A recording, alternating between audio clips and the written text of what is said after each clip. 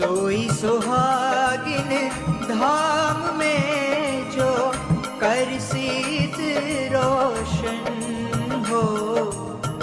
सोई सुहागिन धाम में जो कर सीत रोशन। सोई सुहागिन धाम में जो कर सीत रोशन। ऐसी सुख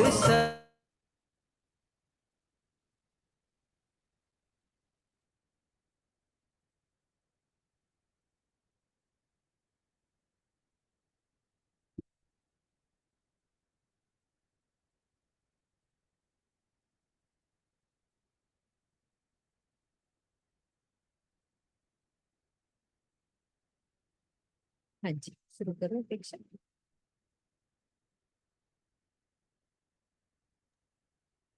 प्रणाम जी, आप सभी सुंदर साथ जी के चरणों में प्रेम प्रणाम जी।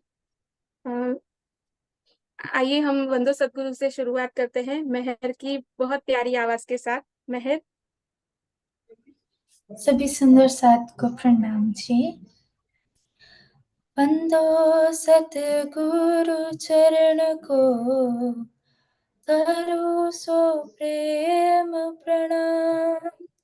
अशुभ हरणे मंगल करणे, धनी श्री देव चंद्र जी नाम। श्री प्राणनाथ तुम सत्य हो, तुमसे चलत जहाज। मैं आधीने करनी नहीं, वाह ग्रहे की लाज, वाह ग्रहे की लाज। प्रणाम जी। प्रेम प्रणाम जी। मेहर बहुत बहुत प्रणाम जी। और सभी सुंदर साथ जी के चरणों में भी प्रेम प्रणाम जी। सुंदर साथ जी, आज हम जी सुंदर साथ जी से मिलने जा रहे हैं। उस सुंदर साथ को आप जानते ही है, आपको पहले पता ही है कि हम आज किनसे मिलने वाले हैं। पर ये सुंदर साथ का नाम ही अपने आप में बहुत मस्त, बहुत सुंदर है। इनका नाम है दयाराम भाई। और है कहाँ की ये सुंदर साथ? दिल्ली के। दिल्ली के लिए तो वैसे भी एक लाइन बहुत मशहूर है कि दिल्ली है दिल वालों की। सच में ये दिल वाले मोमिन जो दिल्ली में हमें मिले हैं ना, उन मोमिनों की जो बातें हमारे दिल तक जानी चाहिए। आज किसी ने बहुत खूब कहा है, ये दिल्ली है दिल वालों की, दास्तां बयां करती है। सच में ये दास्तां हमारे दिल वाले मोमिनों की बयां करती है। खामोशी पिजाओं में भी इश्क बयां करती है। देखिए ये जो सुंदर साथ है यहाँ के, वो हमें इश्क बयां कर रहे हैं, कुर्बानी बयान कर रहे हैं, समर्पण बयान कर रहे हैं, ईमान बयान कर रहे हैं। तो आइए ऐसे जिनके नाम में ही इतना प्रेम है, जिनके नाम में ही ये दया है, ऐसे दयाराम भाई जी जो दिल्ली के हैं, उनसे आज हम मिलते हैं। तो अपेक्षा हमें इसके बारे में सबसे पहले बता रही है। प्रणाम जी। प्रेम प्रणाम जी सुंदर साथ जी। दयाराम भाई जी के बारे में पहले ही सब कुछ बता दिया ऐसा लग रहा है क्योंकि दिल्ली का जो प्रसंग है उसमें हम सबसे मतलब खास जो हमारे सुंदर साथ है उनकी बात हम देख रहे हैं। दयाराम जी के बारे में तनी कहते हैं कि दयाराम दिल प्रेम सो, इत आया तीन ईमान, लाया सबके देखते है खास सइयों में जान। ये सुंदर साथ कैसे हैं? सभी सइयों में, सभी सखियों में बहुत खास है, बहुत ईमान वाले पक्के सुंदर साथ है। और वो ही अब हमारे पास आए हैं, दिल्ली में हमें आकर मिले हैं। कैसे मिले वो बता रहे हैं कि दयाराम को ल्याइया ये जो भाई नैन सुख, सुख दयाराम जो पाइया सो कहो न जाए मुख। दयाराम को लाया, कौन लाया है? तो ये जो भाई नैनसुख, उनको लाने वाले ही कौन है? नैनसुख भाई है। हम देखे ना सुंदर साथ जी कि धनी ने मतलब जागनी भी की है ना, तो वो भी कितने मतलब उनके नाम में भी कितना सुख भरा हुआ है। नैनसुख भाई है, वो दयाराम जी को दिल्ली में धनी के पास लेकर आए हैं। और नैनसुख भाई खुद तो नैन के सुख ले रहे हैं, लेकिन दयाराम भाई जी को वो नैनो का सुख दे रहे हैं। कोई किनके नैनो का? तो धनी के नैनो का। धनी के नैनो का सुख देने के लिए वो यहाँ पे उनको लेकर आए हैं। कैसे लेकर आए? सुख दयाराम जो पाइया लेकर तो आए, और कौन सा सुख उन्हें मिला? उनके अपने अंतर के नैन खुल गए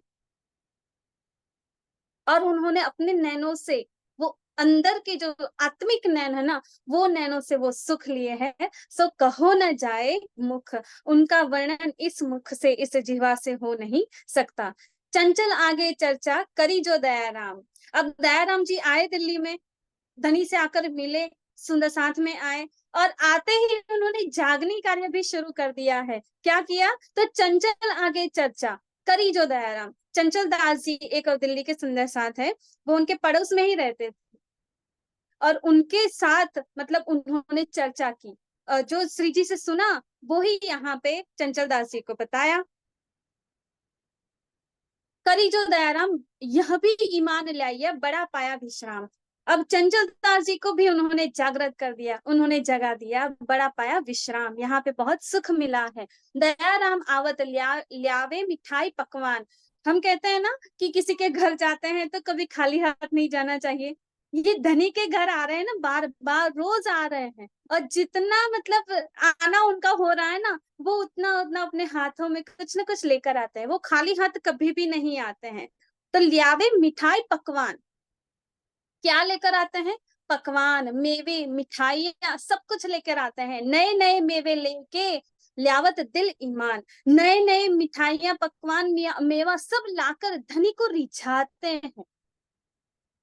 धनी को सुख देने के लिए वो यहाँ पे आते हैं और धनी के लिए सब कुछ लेकर आते हैं।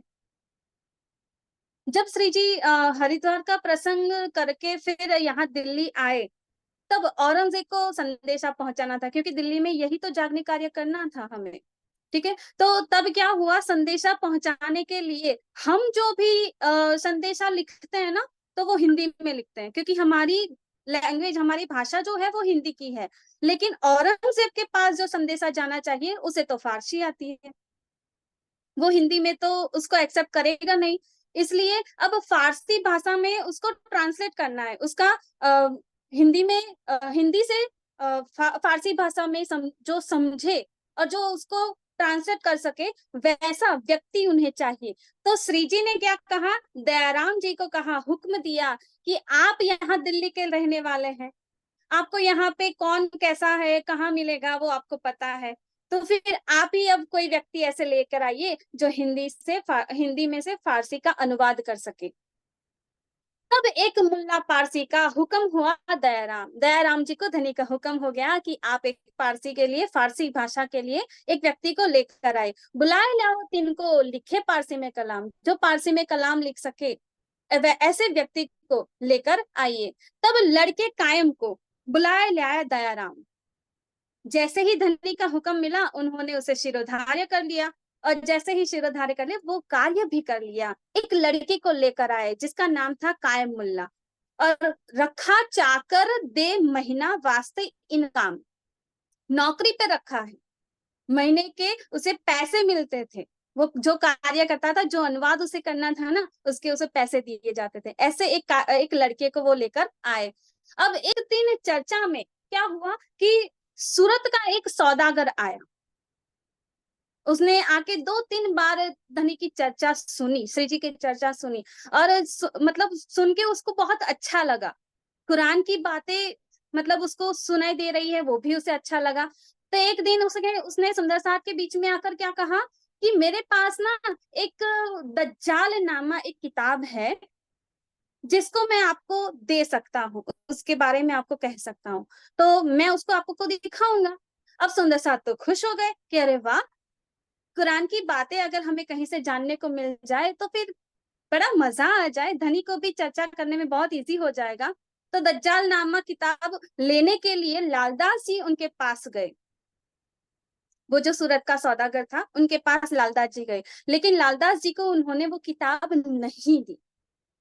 उन्होंने क्या किया, बहाने बनाते रहे और उसको टालते रहे, क्योंकि उन्हें किताब देनी नहीं थी। वहां पे जब सुंदर साहब के बीच में तो बोल दिया कि हाँ मैं आपको दज्जाल नामा दूंगा, लेकिन यहाँ घर आके ही माया हावी हो गई। और वो क्या करते हैं, अपनी ही बात से पलट गए, उसको टालते रहे कि नहीं मैं आपको बाद में दूंगा, आप बाद में आइएगा, और बात बात में वो बात टालते रहे। बहुत दिन ऐसे ही बीत गए, किताब उन्होंने नहीं दी। केते दिन फिर आया तब भया मुनकर, मेरे तफसीर है हुसैनी जो बड़ी मातवर। अब दज्जाल नामा तो दिया नहीं, तो दज्जाल नामे के अलावा भी उनके पास एक और किताब थी। वो कौन सी थी? तो तफसीर हुसैनी, जिसमें कुरान की कई सारी बातें लिखी हुई है। तो वो जो तफसीर हुसैनी थी ना, वो उन्हें देने को बोली कि मेरे पास एक और किताब है, आपको अगर वो चाहिए तो वो लीजिए, दज्जाल नामा तो मैं नहीं दूंगा। अब वही बात, किताब की बात यहाँ पे श्री जी को लालदास जी आकर बताते हैं। 4-5 दिन मतलब ऐसे ही दज्जाल नामा के लिए चले गए, ठीक है। और फिर अभी तफसीर हुसैनी भी लेनी है, तो दज्जाल नामा तो दिया नहीं, लेकिन तफसीर हुसैनी से ही हम काम चला लेंगे। लालदास जी ने सौदागर से पूछा कि इस किताब में क्या है, तो इसमें बहुत सारी कुरान की बातें हैं, ये उन्होंने बताया। तब वो किताब भी उन्होंने नहीं दी। लालदास जी निराश होकर फिर से चले आए। 4-5 दिन ऐसे ही फिर से धक्के खाए, फिर भी उन्हें वो किताब नहीं दी। तब लालदास जी निराश होकर श्री जी से कहने लगे कि इसका देने का, वो किताब देने का कोई भी इरादा नहीं है धनी। वो हर बात को टालते रहे, दज्जाल नामा के लिए भी उन्होंने टाला है, और साथ ही साथ मतलब वो जो तफसीर हुसैनी है उनके बारे में कहा, उसके लिए भी टाल रहे हैं। वहीं पर साथ में दयाराम जी बैठे थे, उन्होंने ये सब सुना लालदास जी के मुख से कि ये एक सौदागर है जो इस तरह से तफसीर हुसैनी नहीं दे रहा है। अब उन्होंने क्या किया, दयाराम जी उठे और धनी से खुद सामने से हुक्म मांगा। ये है हमारे दयाराम कि धनी आप मुझे हुक्म कीजिए, मैं वो तफसीर हुसैनी कहीं से भी लाकर लाऊंगा और आपके चरणों में रखूंगा, आपको दूंगा, आप मुझे हुक्म दीजिए। तब उस बखत मैं हाजिर, अब उस बखत में हाजिर बैठा था दयाराम, तिन ने अरज करी मुझे कहो एक काम। कितनी बड़ी बात है सुंदर साथ जी कि सामने से धनी का हुक्म मांगना कि धनी ये कार्य मैं करूंगा, आप मुझे दीजिए, अब मुझे हुक्म दीजिए। यह है पक्के व ईमान वाले सिरदार मोमिन कि ईमान धनी पे तो है ही, लेकिन खुद पे भी है कि मैं ये कार्य करके रहूंगा। ये है निडरता उनकी।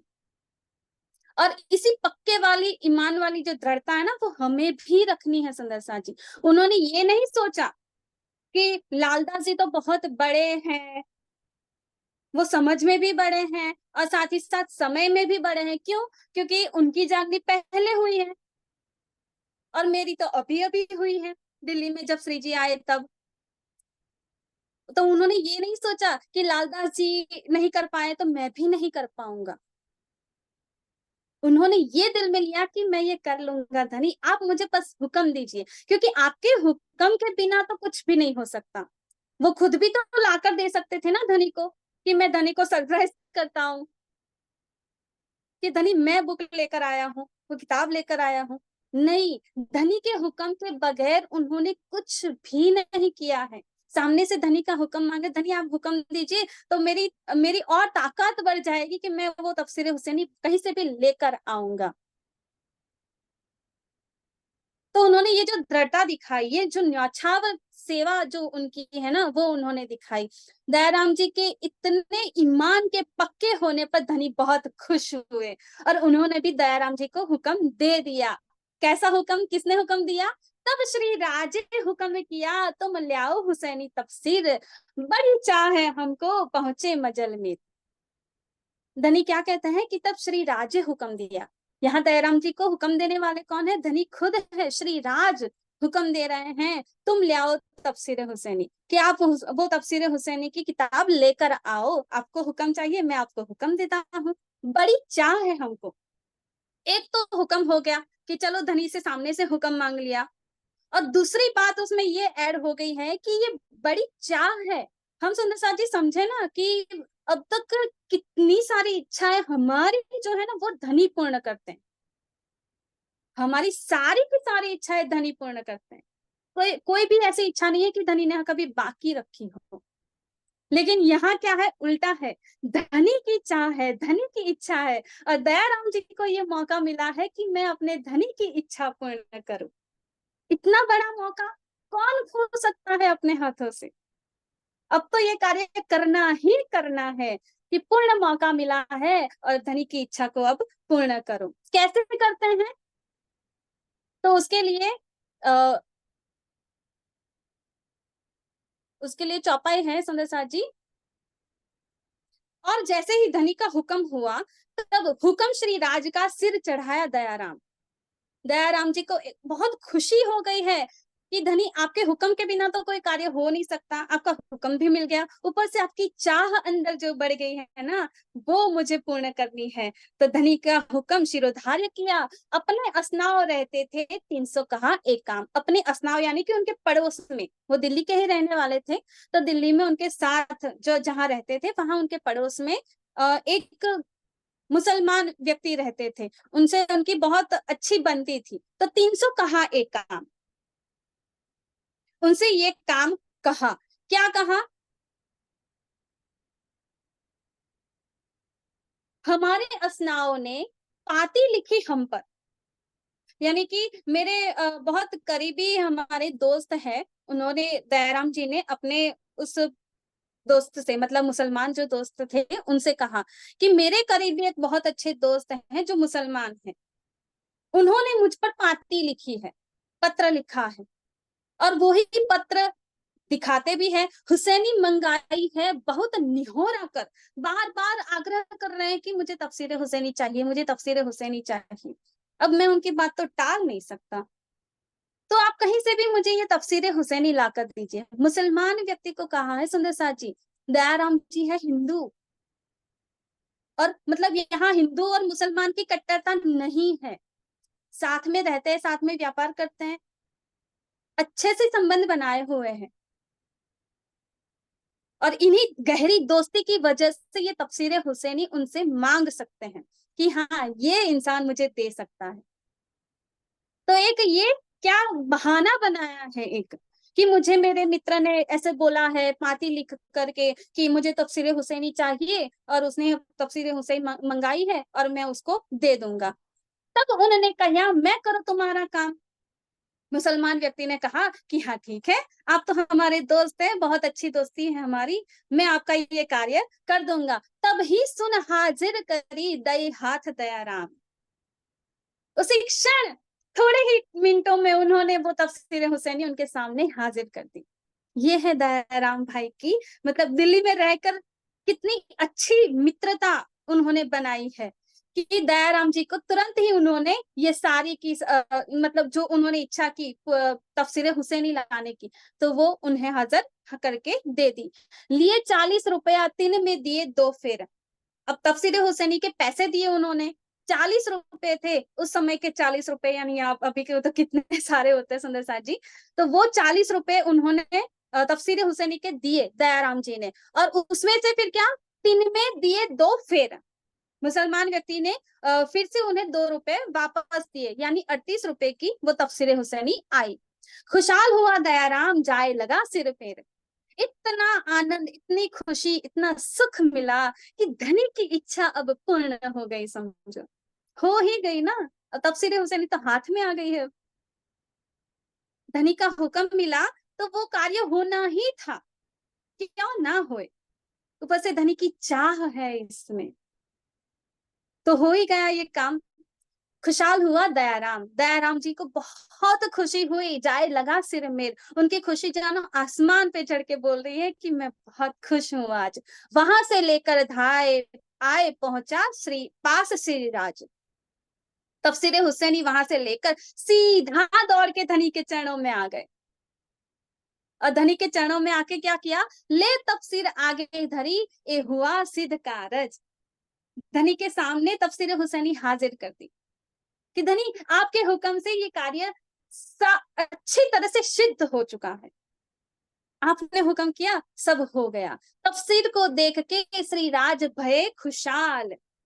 धनी को इतनी खुशी हुई है कि मेरे दयाराम ने ये कार्य इतनी अच्छे से कर लिया, जो लालदास जी नहीं कर पाए, इतने दिनों से धक्के खा रहे हैं, इस किताब के लिए।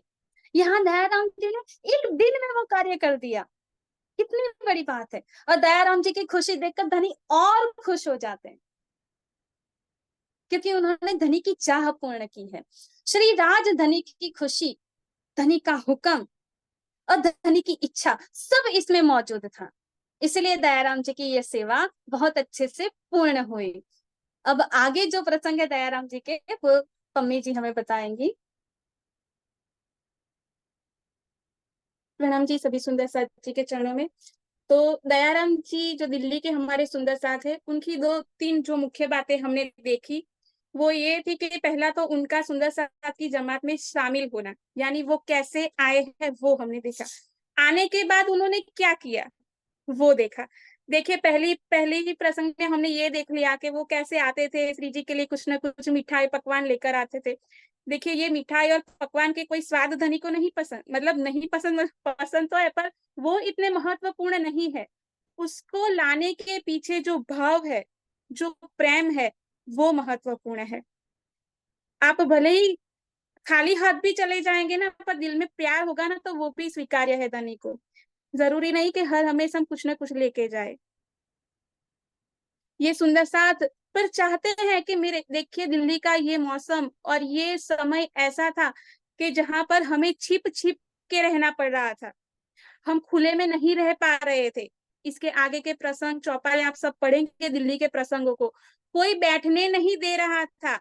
अगर आप किसी पेड़ के नीचे बैठे हो ना, तो आपको खड़ा कर दिया जाता था कि यहाँ से खड़े हो जाइए।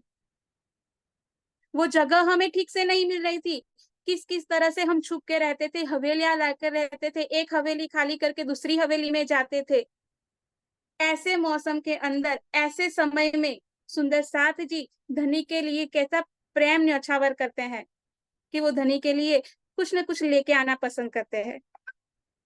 और दयाराम भाई जी जो तफसीरी हुसैनी की बात आपने सुनी, तफसीरी हुसैनी सुंदर साथ जी क्या है कि वो कुरान की टीका किए हुए है, वो कुरान की टीका है। तो वो जब मिल जाए तो काम और आसान हो जाए। इसी भाव से दयाराम भाई जी ने कहा, दयाराम भाई जी ने देखा है कि कितनी मेहनत की गई है, किस तरह से हम किसी ना किसी तरह से अपना संदेशा औरंगजेब तक पहुंचाना चाह रहे हैं। बस यही चाहती कि अगर कुछ भी हो जाए, किसी भी तरह इस काम को हम और आसानी से कर पाए, तो इसी बात को दिल में लेकर वो तफसीरी हुसैनी का हुक्म धनी से मांग कर गए हैं। पहली बार में जब आए नए नए तो मिठाई और पकवान लेकर आए हैं, पर ये मिठाई और पकवान देख के तफसीरी हुसैनी लाने तक का सफर हो जाता है कि अब क्या लाना है। अब मुझे कोई मिठाई पकवान का नहीं लाना है, अब मुझे चाहिए धनी जो आपको चाहिए। और धनी को क्या चाहिए था श्री जी को, कि वो उनकी ये चाहती थी कि मुझे तफसीरी हुसैनी चाहिए, वो देखनी है। और सच में उन्होंने धनी की वो इच्छा पूरी की, वो लेकर ही आए। अब ये दयाराम भाई जी तफसीरी हुसैनी मिलने के बाद भी और बहुत सारे प्रसंग बनते हैं, जो नलुए बने वो सब हमने इसके पहले के बारे में देख ही लिया था। अब 12 मोमिन तैयार हो गए। 12 मोमिन में दयाराम दिल्ली में था ईमान लिए जोश, सेवा खिजमत में रहे कबू ना थी फरामोश। दयाराम दिल्ली में, दयाराम जी दिल्ली के सुंदर सा था ईमान लिए जोश, सिर्फ ईमान नहीं, जोश था उनके अंदर। ये ईमान भी कब काम करता है, जब जोश हो। जैसे हर सिक्के के दो पहलू होते हैं ना, वैसे ये ईमान और जोश भी देखिए पहलू है। ईमान भी इतना काम कर रहा है और जोश भी उनके अंदर इतना है। सेवा खिजमत में रहे, हमेशा वो सेवा में सबसे आगे खड़े रहते। कभू ना थी फरामोश, उनकी सेवा में जरा सी भी फरामोशी नहीं होती थी, वो जरा भी पीछे हट नहीं करते थे। देखिए एक हिंदू सुंदर साथ है, किस तरह से वो धनी की सेवा में लगे हैं ना, ये बातें हम अब आगे देखते हैं। दयाराम जी दिल्ली के ही जो रहने वाले सुंदर साथ है। दिल्ली का ये माहौल ऐसा था कि कोई एक दूसरे से बात करने में भी डरता था, और उसमें भी कुरान के, एक हिंदू होकर कुरान की बात करना वो तो बहुत ही बड़ी बात थी। लेकिन उनको जो धनी की पूर्ण पहचान हुई है, धनी पे जो वो कुर्बान हुए, अब कोई डर उनके अंदर नहीं रहा। इन समय दिल्ली में अब 12 मोमिन में सुंदर साथ में वो शामिल हो गए हैं, वो औरंगजेब के दरबार में पहुंच गए हैं। अब जब दरबार में पहुंच गए, यानी दयाराम भाई भी 12 मोमिन में शामिल है, वो जब अंदर औरंगजेब के वहां पहुंच गए, तब क्या हुआ, इन समय दिल्ली में ने घर घर पड़ी खड़बड़। दिल्ली में हर तरफ ये बात फैल गई कि ये 12 मोमिन मुसलमान हिंदू है जो मुसलमान बन के औरंगजेब के वहां पहुंच गए हैं, और औरंगजेब के वहां पहुंचने के बाद उन्हें कोतवाल के हवाले कर दिया गया है। कोतवाल यानी जो जेल में सबको ट्रीट करता है, तो उसके हवाले कर दिया गया है। तब जब ये बात पूरे दिल्ली में फैल गई, जिनके तब बाहर क्या होता है कि सुंदर साहब तो अंदर चले गए हैं, लेकिन बाहर इस बात की क्या स्थिति बनी, जिनके घर के संग थे तिन्हें भया बड़ा डर। जो इन दिल्ली के सुंदर साहब के घर वाले तो दिल्ली में ही रहते हैं, जब उनके कानों तक ये बात पहुंची तो सब बहुत डर गए। यानी दयाराम भाई के भाई थे, उनके घर में जो भी थे, उनके माता पिता हो गए, भाई हो गए, जो भी, वो सब डर गए कि दयाराम भाई एक मुसलमान बन के औरंगजेब के अंदर कोतवाल के हवाले कर दिया गया। अब ये बात जब और आगे बढ़ने लगी, तब क्या होता है, दयाराम के घर में बड़ा जो हुआ शोर, दयाराम भाई के घर में तो इस बात का बहुत ही मतलब जंग छिड़ गई, इतना शोर हुआ, दयाराम के बदले हम पहुंचावे। और अब उनके घर वाले ये सोचते हैं पहले, उनके भाई, कि हम दयाराम भाई को किसी भी तरह से औरंगजेब के वहां से बाहर ले आए। तो बाहर कैसे ले आए, तो किसी एक और आदमी को तैयार करते हैं और उस आदमी को दयाराम भाई के बदले में वहां पहुंचा देते हैं, और उन दयाराम भाई को हम बाहर ले आते हैं। पहले तो ये सोचा, पर दयाराम भाई तो जब खुद जाने के लिए तैयार हुए, वो कहाँ इन बातों से बाहर आने वाले थे। बाहर जाना यानी डर जाना, और ये दयाराम भाई कोई डरने वाले में थोड़ी है कि वो इस तरह से कोई बाहर आ जाए। अब और दयाराम के भाइयों आगे आए दरबार। अब उन भाइयों को भी पता चल गया कि ये दयाराम भाई तो कोई बाहर आने वाले है नहीं। तब अब उनको इनकी इज्जत, हर व्यक्ति को सबसे ज्यादा प्रिय उसकी इज्जत होती है। उनके भाइयों को भी देखिए, इनकी इज्जत बहुत प्यारी है। तो वो दरबार में आते हैं और दरबार में आके क्या कहते हैं, बातें इन भाते करी ताए हम रुपया देवे 4000। उस जमाने में 4000 रुपए देने के लिए उनके भाई तैयार हो गए। किस बात को देने के लिए, किस बात के लिए देने हैं ये 4000, तो उसके लिए क्या कहते हैं, जो इनको मार डार ही। ये चरण सुंदर साथ जी सच में किस तरह से इसे बयान करे, जो इनको मार डाली। जो कोई एक ऐसा इंसान हमें मिल जाए तो हम उसे 4000 रुपए देंगे। वो सोपारी दे रहे हैं, यहाँ की भाषा में बोले तो वो सोपारी दे रहे हैं कि मेरे भाई को मार दिया जाए। जो अपने होते, ये कैसे अपने होते हैं, जो इज्जत के खातिर, सिर्फ अपनी नाक बचाने के खातिर अपने खुद के सगे भाई को मार डालने के लिए तैयार होते हैं। ये इतनी कैसी प्यारी इज्जत होती है कि जिस भाई के साथ छोटे से बड़े हुए हैं, उस भाई को आज मार डालने के लिए तैयार हो रहे हैं। एक पल भी वो सोच नहीं रहे हैं कि ये हमारे अपने दयाराम भाई है। और पैसे भी 4000 रुपए देने के लिए तैयार के मार डालो हमारे भाई को। बस बात कितनी, इतनी सी कि वो मुसलमान के वहां अंदर चले गए। हम अब इन शब्दों में सिर्फ इसे बोल सकते हैं सुंदर साथ जी, लेकिन इसे सच में आज रात को सोने से पहले महसूस कीजिएगा।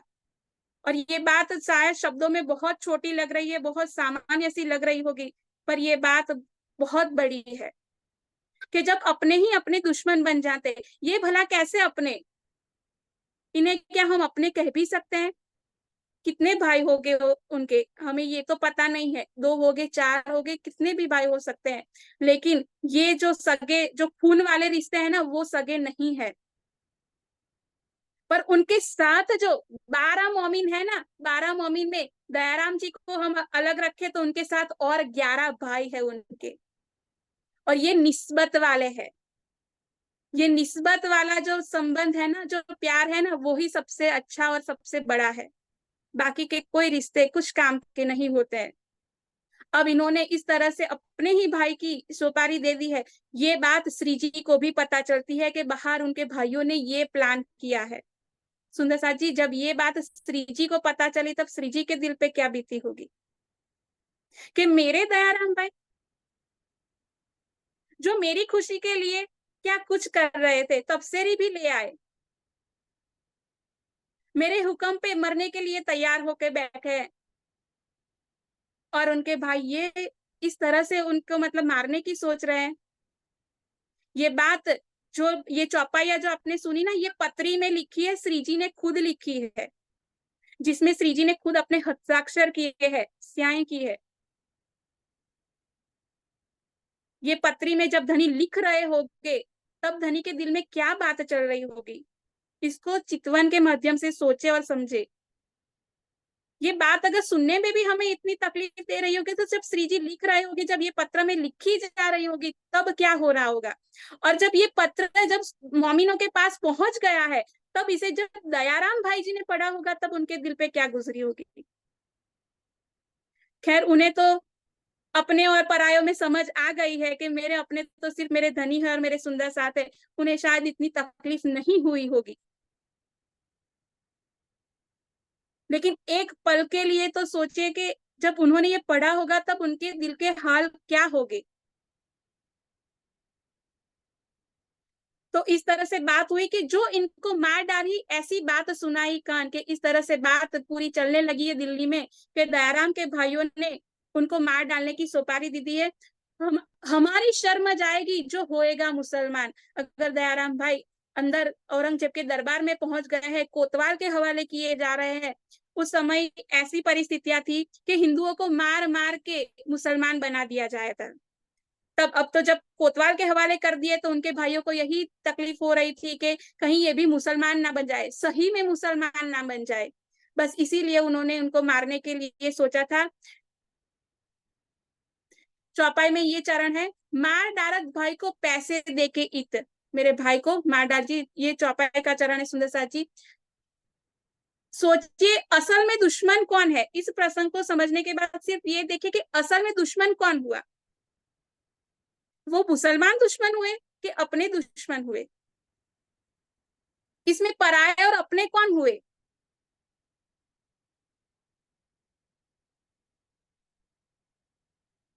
ये अपने सच में अपने नहीं है, अपने जो साथ है वही है। और इसी बात को तुम जुदे इनसे जिन पढ़ो, पत्री में धनी लिखते हैं। ये प्रसंग इसके साथ और भी जोड़ा गया है, लेकिन इसके ये भी प्रसंग है कि तुम जुदे इन जिन से पढ़ो। धनी पत्री में कहते हैं कि मेरा दया राम जी से सुंदर साथ जी एक पल के लिए भी जुदा न होइएगा, मेरे दयाराम की ख्याल रखेगा, उनका ध्यान रखेगा। ये धनी का प्यार जो पत्र में दयाराम भाई जी के लिए लिखा जा रहा है ना, ये आई लव यू कहने से कम नहीं है। ये हर एक शब्द में धनी दयाराम भाई को जैसे आई लव यू ही कह रहे हैं। मेरे दयाराम, मेरे दयाराम में ये मेरा है ना, धनी कितने प्यार से वो कह रहे हैं। बस यही मेरा हमें बनना है। तो कैसे बन पाएंगे। तो जब इन मोमिनों की चाल हम चलेंगे ना, तब हम भी धनी के मेरे बन पाएंगे। और सिर्फ कहने के लिए नहीं, सच में हम मेरे बन पाएंगे। और इस तरह से ये दिल्ली का प्रसंग बनता है। और जब दिल्ली के ये सारे प्रसंग पूरा होते हैं, तब उस समय श्री जी जब उदयपुर के लिए निकल गए हैं, तो इन समय दयाराम, चंचल, गंगाराम और बनारसी आया सो आए पहुंचे इस ठाम। 12 मोमिन भी जब दिल्ली में औरंगजेब की नजर कैद से छूट जाते हैं, और छूटने के बाद ये मोमिन भी सारे उदयपुर में जाकर श्री जी से मिलते हैं, और उदयपुर से पुनः श्री जी के साथ वो जागनी यात्रा में जुड़ जाते हैं, जो पन्नाजी तक रहते हैं। और पन्नाजी में 5वें पहर में 9 से 12 के उस पहर में क्या कहते हैं, और नूर मोहम्मद और चंचल दयाराम गुलजी नाथा ठाड़ा रहे। ये पांचों सुंदर सा, नूर मोहम्मद जी, चंचल जी, दयाराम जी, गुलजी नाथा जी, ये सब क्या करते हैं, पावे चर्चा में आराम। इनका आराम सिर्फ श्री जी जो बातें करते हैं उसमें है। इनको आराम कोई गद्दे पे लेटने पे या किसी और बातों में नहीं मिल रहा है, इनको आराम धनी की बातों में मिल रहा है। सच में जो आराम धनी की बातों में है ना, वो आराम और कहीं भी नहीं है सुंदर साथ जी। हमें भी यही आराम पाना है और करना है। हम हर बार अपने आप को चेक करते रहे कि हमें आराम कहाँ मिलता है। जब हम थक जाते हैं तो हमें चैन हो करार कहाँ मिलता है? क्या पलंग पे लेटने से ही हमें आराम मिलता है? क्या जमीन पे लेटकर ही आराम मिलता है? शरीर थक जाता है तो हमें सिर्फ लेट। पर जब धनी की बात आती है ना सुंदर साथ जी, देखिए ये 5वें पहर की बात बता रहा है। 5वां पहर रात के 12 बजे है, और 12 बजे में भी उन्हें आराम के लिए वो गद्दा नहीं चाहिए या वो गुदड़ी नहीं चाहिए। उन्हें बस धनी के वचन चाहिए कि धनी के वचनों में उन्हें आराम मिल रहा है। तो हमारी भी हालत बस यही हो कि धनी के वचनों के सिवा हमें भी किसी और बात में आराम ना मिले। आराम चाहिए तो बस धनी के वचन चाहिए, यानी हमारा आराम ही धनी के वचनों में जुड़ जाए। ऐसा हम करें जो इन दयाराम भाई जी ने हमें करके दिखाया है। ये दयाराम भाई जी की और भी बहुत सारी बातें हैं सुंदर साथ जी हमारे साथ, पर ये उनकी मुख्य और खास बातें थी जो आज हमने आपके साथ साझा की है, अपने दिल की बातें। तो इसके बारे में और हमारे साथ अशोक जी सरसावा से जुड़े हुए हैं, तो हमें बताएंगे। तो अशोक जी, प्रणाम जी। सभी सुंदर साथ जी के चरणों में भी प्रणाम जी। प्रणाम जी। मेरी आवाज आ रही है? आ रही है शुभ जी। जब अभी हम दयाराम जी के बारे में सुन रहे थे, मुझे पुराण संहिता का एक प्रसंग याद आ रहा था। जब इश्क रब्द की बात होती है तो राज्य ब्रह्मात्माओं को मना कर रहे होते हैं, और मना करने के लिए वो बहुत सारे कारण देते हैं। और उन्हीं कारणों में से एक कारण ये था, क्योंकि हमें तो दुख का खेल देखना था ना, और उसके बारे में पता ही नहीं था कि दुख किस चिड़िया का नाम है। तो राज्य ने उसमें बहुत सारी बातें बताई है, क्योंकि पुराण संहिता में तो इश्क रब्द का बहुत ही सुंदर वर्णन है। तो उसमें एक बात आती है कि तुम जब माया में जाओगे तो वहां दुख ही दुख का संसार होगा। मतलब जो सगे संबंधी होंगे, जिनको तुम अपना मानोगे। पहली बात तो ये है कि दुनिया के सगे संबंधियों को अपना मान करके तुम मुझे भूल जाओगे, और जिनको तुम अपना मानोगे वो भी तुम्हें दुख देंगे, वो भी तुम्हें धोखा देंगे। और ये वैसा संसार होगा जहां पर छल कपट झूठ काम क्रोध लोभ मोह अहंकार, इन सब विकारों से बुराइयों से भरा होगा। ऐसे संसार में तुम जाने की इच्छा क्यों कर रहे हो? ये राज्य ने समझाया था। अब जब प्रसंग आता है दयाराम जी का, तो उसमें मुझे लगता है कि दयाराम जी ने जो महसूस किया होगा, हम में से वो कभी किसी ने महसूस नहीं किया। सोचिए ये वैसा ही है जैसे कि, वैसे तो ऐसा किसी के साथ भी नहीं होगा, राजी ना करे कि ऐसा किसी के साथ हो, लेकिन अपने ही घर के लोग जिन्होंने पाल पोस करके बड़ा किया, ऐसे माता पिता होंगे, ठीक है, जिनके साथ पल करके बड़े हुए ऐसे भाई होंगे, क्योंकि प्रसंग तो है दयाराम के भाइयों ने, ये चौपाई आती है।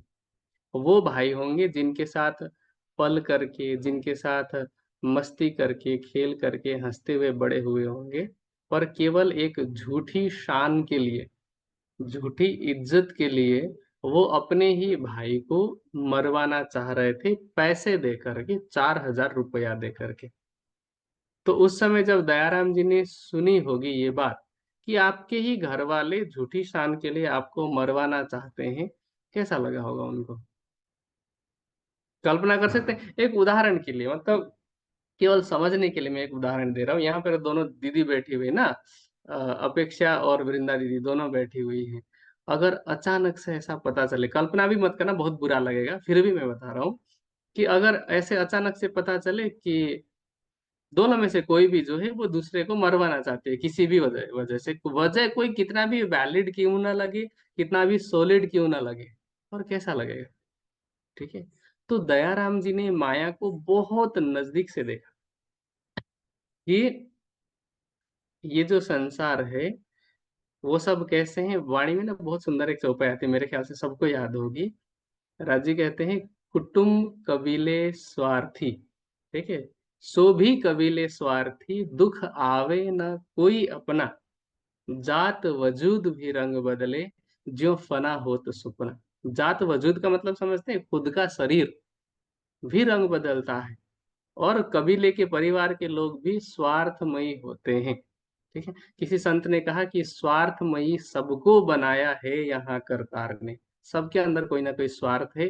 प्रेम केवल ब्रह्म मुनियों के, ब्रह्मात्माओं के हृदय में होता है, और वही प्रेम दयाराम जी ने श्री जी के प्रति और सुंदर साथ के प्रति दिखाया। अभी जब जो चौपाई बोली जा रही थी दयाराम जी के संदर्भ में, जो सेकंड लास्ट चौपाई थी, कि किस तरह से दयाराम जी चर्चा सुनने बैठते हैं, उनमें और भी सुंदर साथ का नाम है, गुल जी का, नूर मोहम्मद का। तो ये छठे प्रहर की चौपाई है। ठीक है, वितक में अष्ट प्रहर की सेवा में छठे प्रहर की मतलब रात के 9 से 12 की। तो सोचिए कि उस समय भी वो बैठे हुए हैं, सबका नाम नहीं आया है, तो वो प्रेम है। आप उसमें देखेंगे तो कई चौपाइयां आएंगी कि दयाराम अति प्रेम सो। ठीक है, दयाराम जी ने अत्यंत प्रेम से सेवा की, प्रेम से उन्होंने चर्चा सुनी। ठीक है, तो वो प्रेम है। पर उस परिवार में बाकी जितने लोग थे जो उनको केवल झूठी शान पर वो मरवाना चाह रहे थे, उनको पता भी नहीं है, न उनको धर्म से लेना देना है। उनको जिस हिंदुत्व की शान को लेकर के वो अपने भाई को मारना चाहते होंगे, उन्हें उस हिंदुत्व के हिंदू शब्द का अर्थ भी पता नहीं होगा। कि जो कहते हैं ना कि धर्म खतरे में था उस समय, उनको धर्म का सही अर्थ भी नहीं पता होगा, पर केवल झूठी इज्जत के लिए कि 4 लोग सुनेंगे हमारे बारे में कि हमारा भाई मुसलमानों के बीच में गया है तो लोग क्या कहेंगे, केवल इस बात को लेकर के वो अपने भाई को मरवाना चाह रहे थे। तो सुंदर साथ जी, ये माया है। ठीक है, इस मायावी संसार में कोई भी रिश्ता बदल सकता है, कोई भी कभी भी बदल सकता है। अगर कोई नहीं बदलता है वो धनी का प्रेम है, और उसी अपरिवर्तनीय प्रेम के पीछे पागल होकर के दयाराम जी अपना घर बार छोड़ करके पूरी माया को लात मार करके निकले। और दूसरी दृष्टि से अब मैं आपको बताता हूं कि यदि ऐसा नहीं हुआ होता, ये तो मैंने एक माया, एक एक पक्ष रखा है आपके सामने कि दयाराम जी के भाइयों ने इस तरह का व्यवहार किया, माया की अवस्था है। अब मैं इसी को दूसरी दृष्टि से बताता हूँ।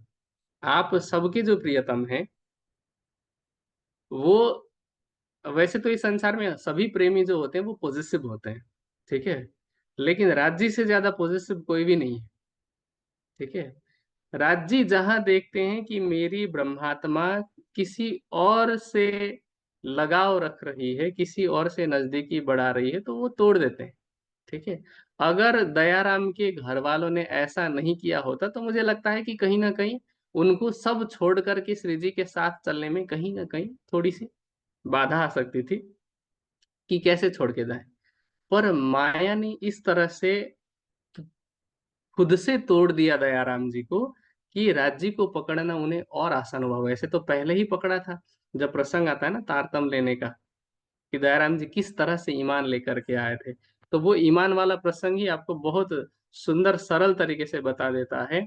क्या कहते हैं, दयाराम दिल प्रेम सो इत आया तीन ईमान, लियाया सबके देखते है खास सइयों में जान। सबके देखते देखते वो ईमान लेकर के आए थे, आए, श्री जी की चर्चा सुनी, और जैसा कि वाणी कहती है ना कि ये बानी सुनते जिनको आवेश ना आया अंग, सो नहीं नहचे वासना ताको करो जीव भेलो संग। तो उन्होंने इतनी ही सरलता से श्री जी की पहचान की, और जैसे ही अपना हाथ राज जी के हाथ में दे दिया, तो राज जी ने ऐसा माहौल बनाया, ऐसी परिस्थिति बनाई कि वो हाथ सदा के लिए उन्होंने राज जी को ही सौंप दिया।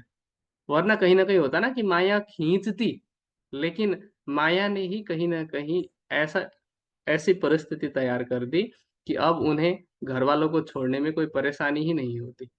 वरना हो सकता है कि अगर थोड़े से भी सपोर्टिव निकलते तो कहीं ना कहीं होता है कि नहीं, ये भी तो समर्थन कर रहे हैं, ठीक है, ये मतलब मैं हमारे खिलाफ तो नहीं है, तो वो धर्म से तो जुड़े रहते हैं, सुंदर साथ तो बन पाते, लेकिन वो समर्पण नहीं हो पाता, तो कहीं ना कहीं राज्य प्रत्यक्ष रूप से देखने में मेहर नहीं दिखती है, वहां पर लगता है कि नहीं माया उन्होंने देखी, परेशानी हुई।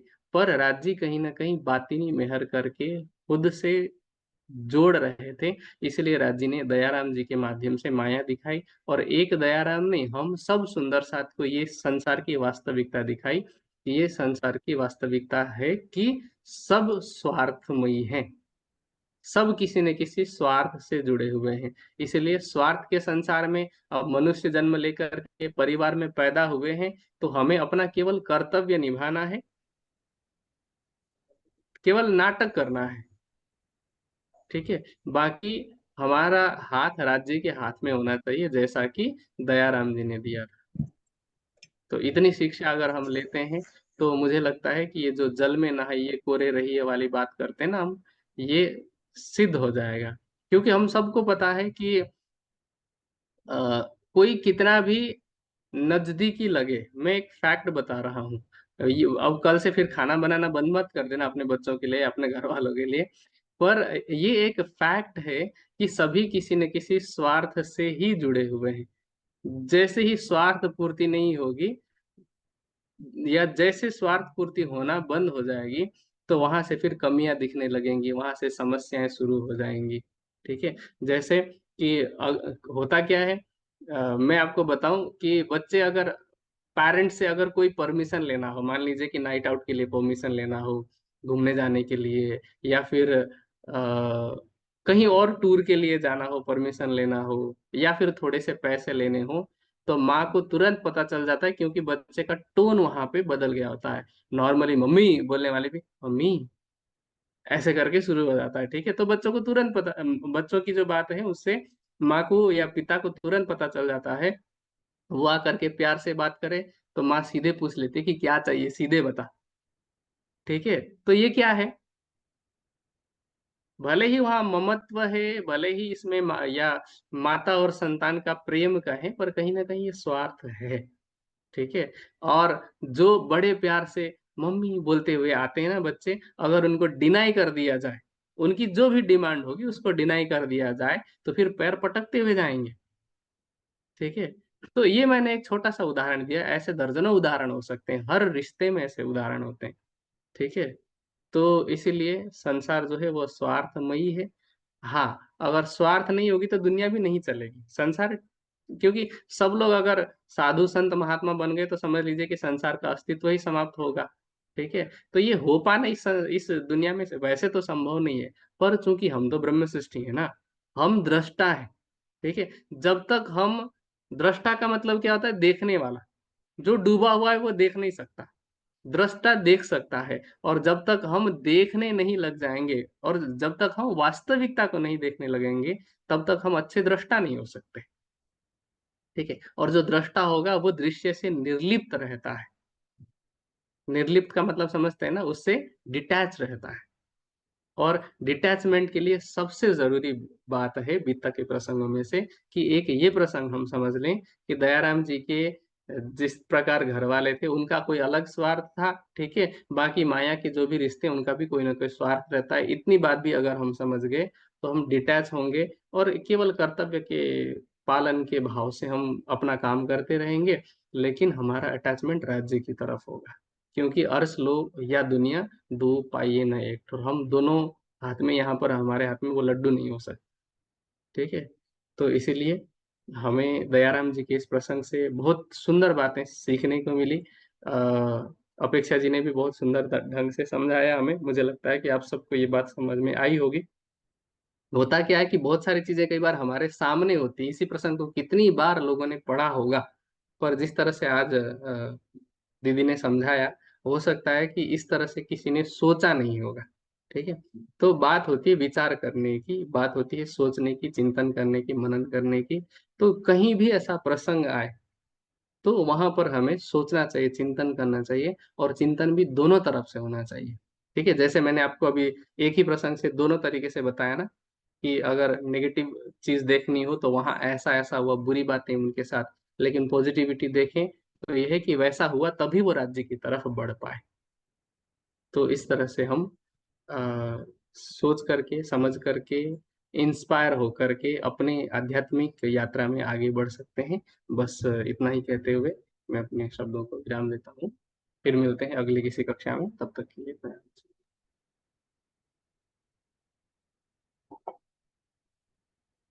हाँ जी वृंदा, वार्षिक उत्सव की सूचना दे दो आप वृंदा।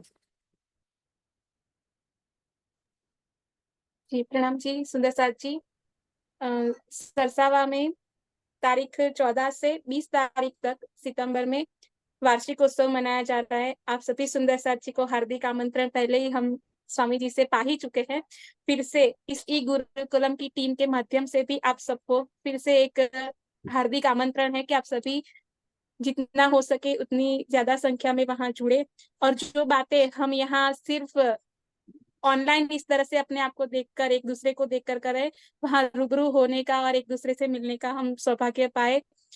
राज्य को हम चितवन के माध्यम से बेशक देखने का जरिया ढूंढते हैं कि हमें धनी दिख जाए, लेकिन धनी को हमें देखना है तो हम सुंदर साथ में भी देखें। जिस तरह से दयाराम भाई जी ने धनी को 11 मोमिनों में जो उनके साथ जुड़े हैं उसमें देखा है, तो हम भी एक दूसरे को मिलकर धनी को सबके दिलों में देखें।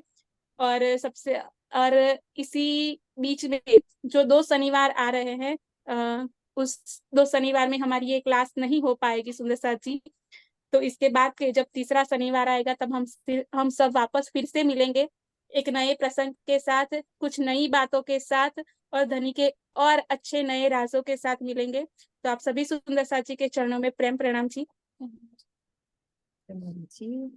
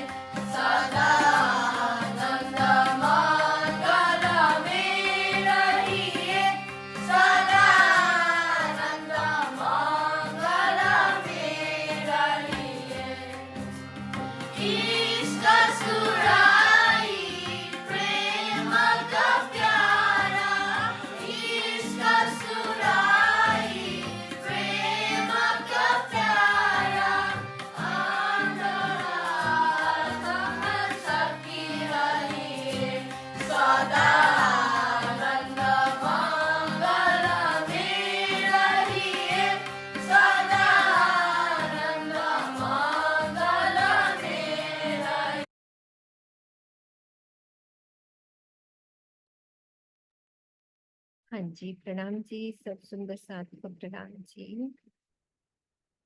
प्रेम प्रणाम जी, सबको प्रणाम जी, सुंदर साथ जी। सबको खोल जी सबको प्रणाम जी।